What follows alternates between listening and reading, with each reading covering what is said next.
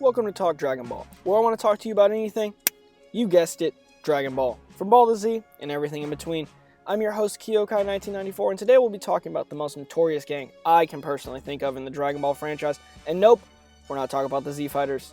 Spanning through the entire series with their repeated attempts to gather the Dragon Balls makes them cross paths with our main characters on several occasions.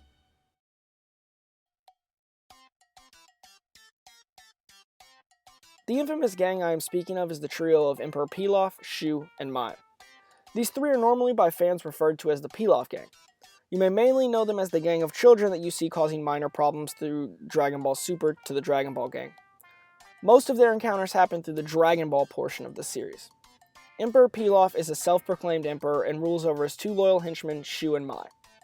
He is on a constant hunt for the Dragon Balls so he may rule the world, this being a very common theme among some of the wishes on the Dragon Balls early in the Dragon Ball series. The first thing that we see from the gang is the lovely Mai, popping up in Dragon Ball Manga Chapter 18, Who's Got My Balls?, where Mai is following and attacks Bulma and Goku, with Shu's help to gain the Dragon Balls. The gang of Goku, Bulma, Yamcha, Puar, and Oolong all go looking for Pilaf's gang after the balls are stolen, and they find him in his castle. The Pilaf gang captures and holds them in their dungeon as they summon Shenron. Oolong and Puar manage to escape the cell. Oolong is able to speak his wish before Pilaf, thus making the first wish of the series for panties. They are then completely captured for their actions on taking the wish.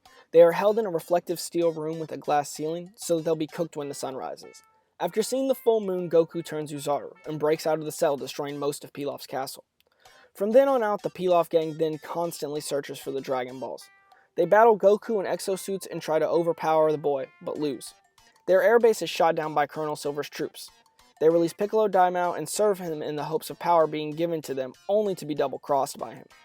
They later obtain the Dragon Balls and wish for their youth, and find the hubris in some of the dragon's wishes. Their wish for youth turns the whole gang into children. They are also later highly encouraged to give over the balls to Sorbet and Tagoma in both Dragon Ball Super and Fukatsu no F, so that they could revive Frieza. Shu then steals the second wish so that he can have some money. Shu wishes for 1,000,000 zenny, which is a lot, but not too much, just enough so that they could eat well for a while. Them summoning Shenron and giving away the first wish causes the Earth, in that timeline, to blow up, only to later be fixed by Whis. They are also seen quite old in contrast in Dragon Ball GT, and when wishing for power accidentally wish for Goku to become a child again. This causing Goku to have to hunt for the Black Star Dragon Balls, ultimately causing the destruction of the Earth again. Some fans find them annoying, and some fans hardly know them at all. I, on the other hand, enjoy them. I like that they commonly break the fourth wall and make jokes towards Akira Toriyama's other series, Dr. Slump, and I also like their childlike antics every time I read or see them. I'm excited for the dumb things that are about to happen. Emperor Pilaf is a very childish character, who acts on whims and is over-tempered. His correct name, Pirafu, is a pun on a rice dish. He wears the kanji of the dish on his clothes. He tortures people for the smallest of mess-ups and even deducts their pay when he is not satisfied. Gladly, no real harm actually occurs from the torture, the worst being that all three of them are struck by lightning. He steals the credit for ideas for plans in front of the person who truly had the idea in the first place. While he has a hold of Bulma trying to get the Dragon Balls, he is embarrassed and disgusted on her diseased mind.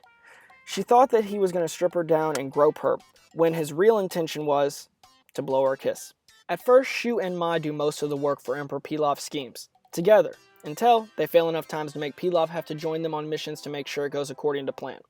Shu, also known as Saba, can be put in front of Mai to make a pun on our dumpling dish, Shumai, and a pun on a rice dish, Sobamai. Their plans hardly ever go as right. Anytime that we see them, there's going to be comedy. Mai and Shu are there to be comic relief. Shu is normally the butt of the joke, once even being tortured with hands and a chainsaw to take credit for a fart that Pilaf had. Mai is more serious, but can be just as forgetful and dumb as Shu. They both have a higher intellect than Pilaf, but loyally follow anything that he says. They have superhuman abilities to withstand things that happen to them, which is good, because a lot of bad things happen to them, like electrocution and falling from outer space, just to name a couple mishaps. Mai has a dirty sense of humor, but all three share a very conservative view on what they feel about romance and the opposite sex. I would not change anything about these characters, and I enjoy what they bring to the series. I've said this before, but I love the original Dragon Ball for its comedy, and they are part of that reason. Every time I see them in a panel or on screen, I know comedy is about to happen, and I'm excited for it. I love that they are being used a lot more in Dragon Ball Super, at least so far.